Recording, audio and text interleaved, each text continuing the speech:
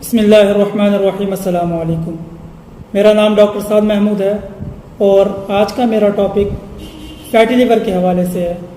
आज मैं आपसे फैटी लिवर के हवाले से बात करूंगा कि लिवर पे फ़ैट क्यों आ जाता है और किन लोगों में लिवर पे फ़ैट ज़्यादा आता है और कौन से लोग इससे महफूज रहते हैं, कितने फ़ीसद लोगों में ये हार्मफुल होता है बहुत ज़्यादा और कितने % लोग इससे ज़्यादा इफ़ेक्ट नहीं होते, उनमें ये बहुत ज़्यादा हार्मफुल नहीं होता। तो सबसे पहले मैं बात करूंगा इसकी कॉज के बारे में कि फैटी लिवर किस वजह से होता है, हमारे लिवर के ऊपर फैट क्यों आ जाता है। तो इसकी सबसे बड़ी वजह जो है वो ओबेसिटी है।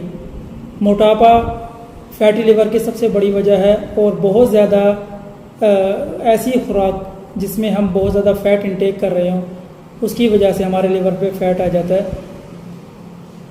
डाइट ऐसी चीज़ है जो हम इंटेक करते हैं उसी से हमारे तमाम तर मसाइल जुड़े हुए हैं। अगर हम बैलेंस डाइट और एक अच्छी डाइट लेंगे तो हम बहुत सारे मसाइल से बच सकते हैं।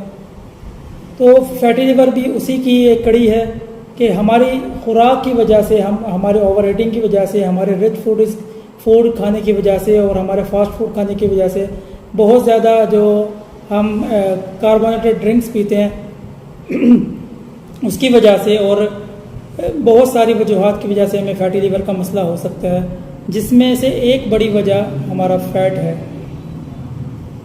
फ़ैट की वजह से हमारा जब बॉडी फैट बढ़ता है तो जिगर के ऊपर भी फ़ैट जमा होना शुरू हो जाता है, क्योंकि हमारा लिवर अपर राइट साइड पे होता है। अपर राइट साइड पे हम पेन महसूस कर सकते हैं, हमें बोझ महसूस हो सकता है, अनकम्फर्ट महसूस कर सकते हैं। खाना खाने के बाद फौरी तौर पर हमें यहाँ पर दबाव महसूस हो सकता है, यहाँ पर हमें यहाँ पर उभार सा महसूस हो सकता है।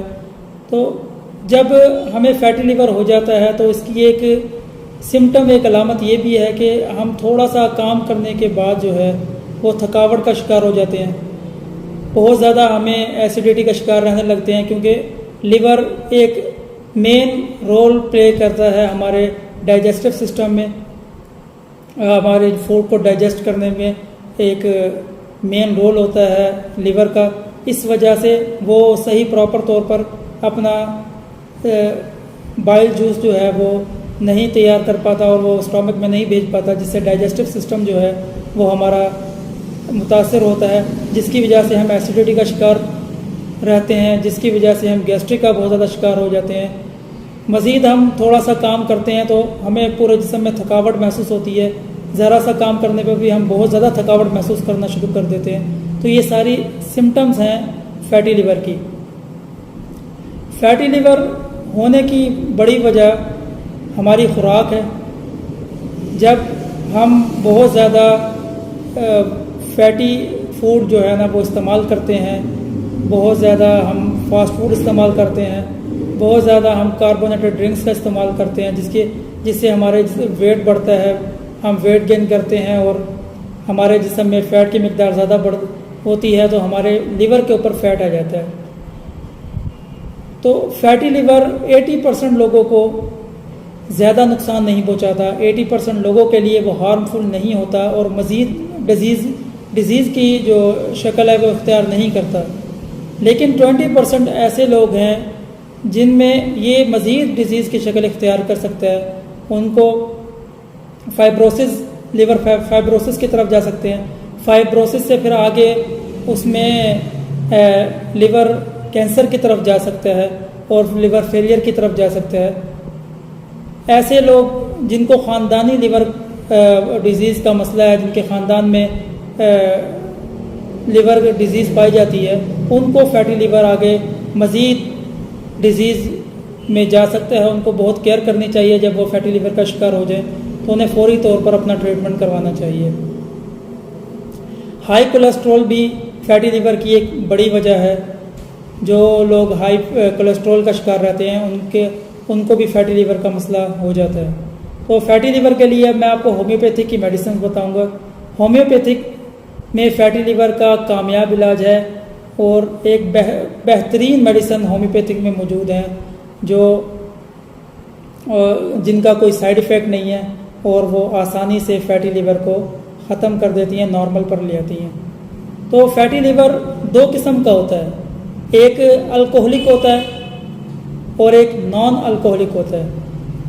अल्कोहलिक फैटी लीवर के वो लोग ज़्यादा शिकार होते हैं जो अल्कोहल का इस्तेमाल ज़्यादा करते हैं, जो शराब नोशी करते हैं, और शराब नोशी अल्कोहल की वजह से उनका लिवर जो है वो फैट का शिकार हो जाता है, फैटी लिवर हो जाता है। उसके लिए होम्योपैथिक में एक अलग मेडिसिन है। जो नॉन अल्कोहलिक पर्सनस हैं, जो अल्कोहल का इस्तेमाल नहीं करते, उनमें जो फैटी लिवर हो जाता है उनकी मेडिसिन अलग है। तो अब पहले मैं बात करूंगा नॉन अल्कोहलिक पर्सन की। तो इसमें सबसे एक बड़ी दवा लाइकोपोडियम है। लाइकोपोडियम ऐसे हजरात उनकी अलामात ये हैं कि एक वो गरम गरम खाना खाने के आदी होते हैं कि उनको बहुत ज़्यादा गरम, जैसे कि तवे से अभी रोटी उतरी है तो वो चाहते हैं कि हम फ़ौरन खा लें, सालन गरम गरम खाने के आदी होते हैं। दूसरा, वो मीठे के बहुत ज़्यादा शौकीन होते हैं, मीठा खाना उनको बहुत ज़्यादा पसंद होता है, बहुत ज़्यादा मीठा उनको पसंद आता है। और अक्सर एक उनकी मेन सिम्टम ये है कि अक्सर वो एसिडिटी का शिकार रहते हैं, गैस्ट्रिक प्रॉब्लम का वो ज़्यादा शिकार रहते हैं, और जब गैस पास होती है उनकी तो उनको रिलीफ मिलता है। ये लाइकोपोडियम के मरीज़ की ख़ास निशानी है। जब ऐसे सिचुएशन हो, ऐसी सिम्टम्स आपके सामने हो, तो आपकी दवा लाइकोपोडियम बनती है होम्योपैथिक में। इसके बाद मैं एक और होम्योपैथिक आपको दवा बताऊंगा, चैलिडोनियम माजस। चैलिडोनियम माजस होम्योपैथिक में लिवर की एक बहुत बड़ी दवा है, एक ख़ास दवा है।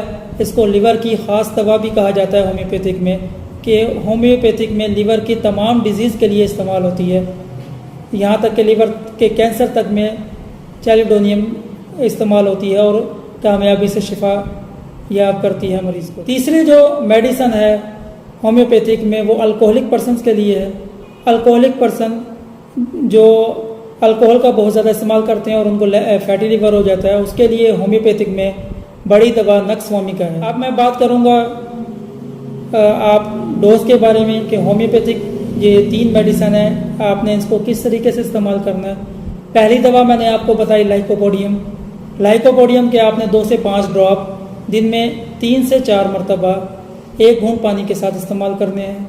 इसी तरह चैलिडोनियम के 30 के भी 2 से 5 ड्रॉप आपने 4 मरतबा दिन में इस्तेमाल करने हैं। और अल्कोहलिक पर्सनस के लिए नक्सवामिका, इसके भी आपने 2 से 5 ड्रॉप्स 1 घूंट पानी में हर खाने के आधे से पौने घंटे के बाद इस्तेमाल करने हैं। तो ये थी होम्योपैथिक में फैटी लिवर की मेन मेडिसिन्स, जिनसे आपका फैटी लिवर का मसला हमेशा के लिए ख़त्म हो सकता है। तो उम्मीद करता हूँ कि आपको मेरी ये वीडियो पसंद आई होगी। अगर आपको मेरी वीडियो पसंद आई है और इन्फॉर्मेटिव लगी है तो आप मेरी वीडियो को लाइक करें, चैनल को सब्सक्राइब करना ना भूलें और कमेंट ज़रूर करें ताकि आपकी तजवीज़ मुझ तक पहुँच सके और मैं अपनी वीडियो में मज़ीद बेहतरी ला सकूँ। अगली वीडियो तक के लिए मुझे इजाज़त दें। अल्लाह हाफ़िज़।